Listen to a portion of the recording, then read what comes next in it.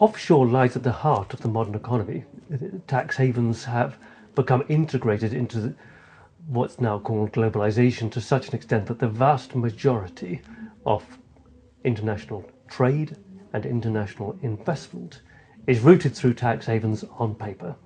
And this is for two purposes. First of all, it's to evade or avoid tax, and secondly, it's to evade or avoid regulation. The extraordinary thing is how little attention has been paid to this by the political communities, and probably because these tax havens are protected and supported by the most powerful countries in the world.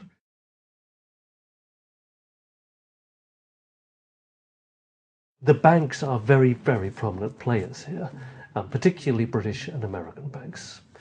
Then you have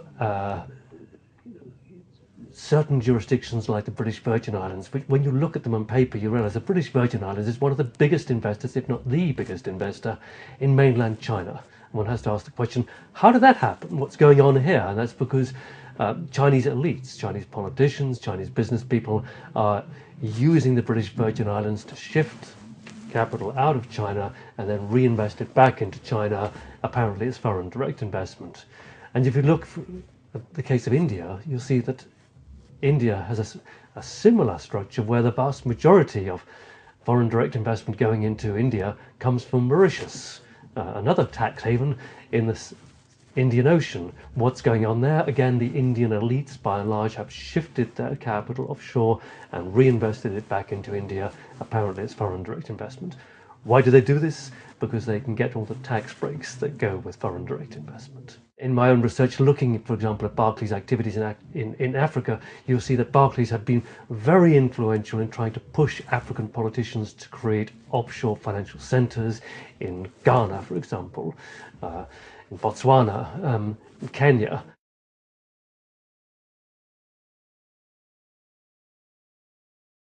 The huge damage done by tax havens actually impacts worst on the poorer countries in the south.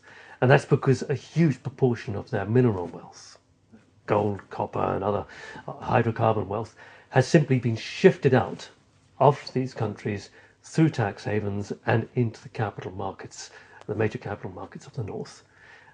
And tax havens have been right at the centre of this massive shift of wealth.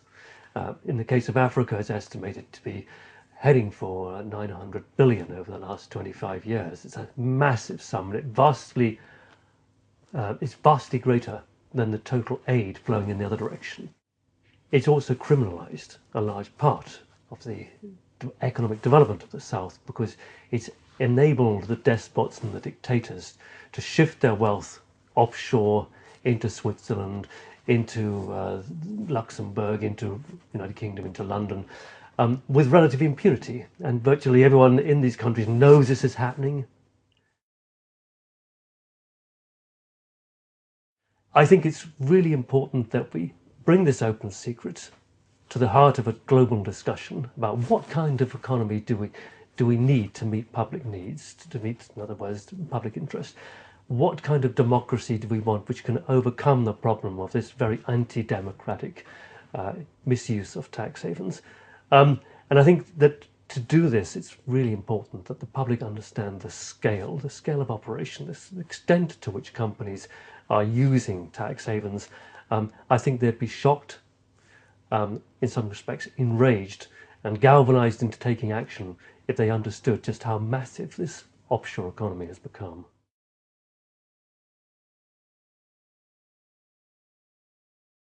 The City of London in particular wanting to rebuild its preeminent position in the global financial markets by acting as an offshore financial centre and tax haven. And it's not coincidence that the vast majority of the small island tax havens, which people, the general public, think of as tax havens, whether it's the Cayman Islands or the British Virgin Islands or the Channel Islands or Bermuda, vast majority of them have the Queen's head on their stamp.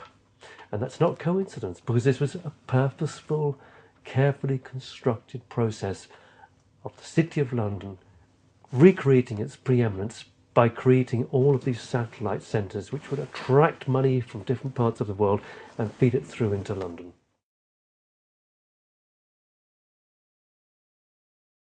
What we find in the finance world is they're able to exert much stronger political pressure by saying, if you try to tax us or you try to regulate us, we'll leave London, we'll get out of here, we'll go to Luxembourg, or we'll go to Zurich, or we'll go to Dublin. And that threat normally means that politicians are extremely unwilling to tackle them.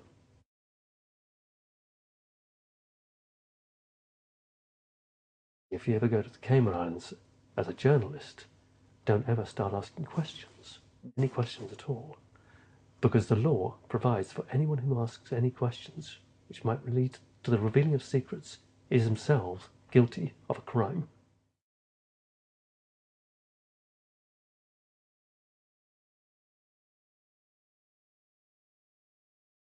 I'll give you an example of a company that I'm looking at the moment. It's a Russian business in agriculture. So it owns land, and on that land it's maybe farming. Then all these parcels of land are all wrapped up and owned by a Cyprus company, call it Cyprus Finance Co. And then that company is owned by a Luxembourg company called Luxembourg Refinance Co. And then above this, there's another Cyprus company. And above that, there are 4 Belize companies. And above that are the actual owners. So you see the way this company, it's just farming. It looks to you and me, if you were there, it was just farming. But that farming, that real world onshore activity, has been networked, mediated through all these different levels, all these networks of tax havens, all these networks of tax exchange agreements.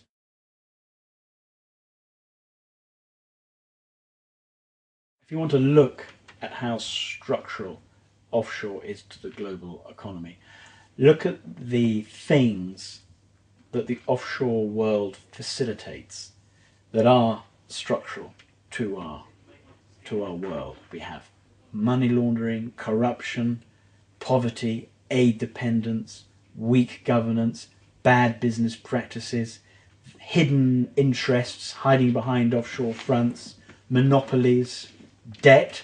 There's a huge offshore dimension to debt, the hiding away of debt. It's not just hiding away wealth, it's hiding away debt as well.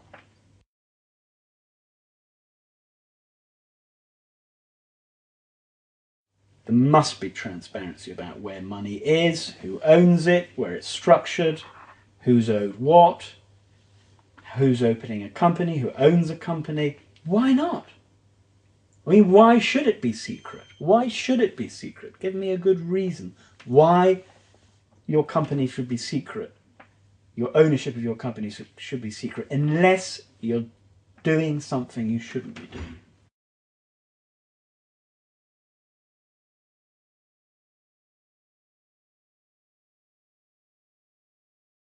Intellectual property is wherever you want it to be. If somebody patents a drug or does something, with an invention, before the invention is made commercial, typically what they do is transfer it to a company in an offshore jurisdiction and tell the tax authority wherever they're operating, look, we have this patent, but it wasn't worth anything because we hadn't commercialized it yet. So it went for very little money to this offshore subsidiary. Now, when they start commercializing it, and there's a lot of money at hand, the money all flows to offshore.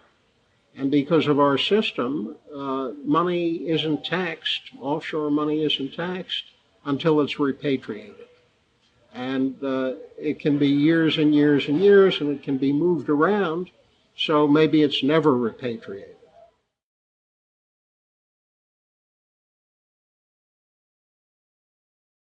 We just had the situation where an American company, the largest U.S. bank, J.P. Morgan Chase, lost somewhere between $2 and $9 billion. Now, the stunning thing is that those losses were done in London by the main treasury operation in the bank. Now, why would you put the main treasury operation of the biggest bank in the United States in London? And the answer is because the cops can't look at it. The regulators can't see it. The U.S. government isn't there to control it. And the only reason we found out about it was they lost their shirts. They're a bunch of idiots. The problem at bottom is if they lose their shirts by enough, they're going to come back to the government and say, help us, we're sinking, and you can't afford to let us go down.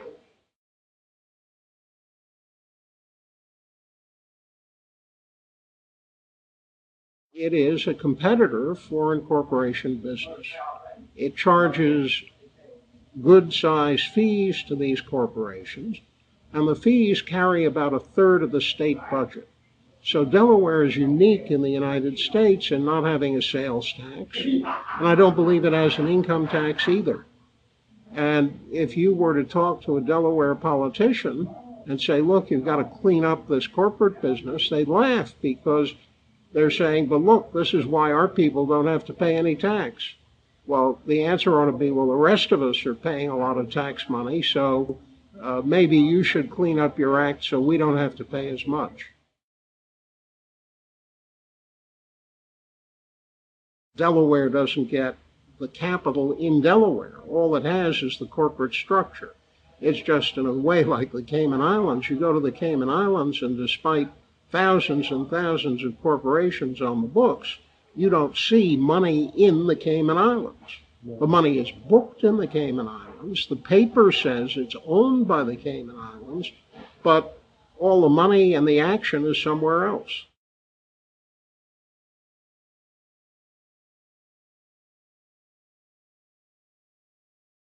We're already starting to see, I think, the beginnings of high-frequency company formation. By that I mean companies that are set up by computers and that based on an algorithm. I mean, for a while we've had it so that companies would be set up, if you like, after the deal has been dreamt up, in order to have the most efficient structure, whether that's for tax or for regulation, for in financial industry to do with where the assets lie, and so on.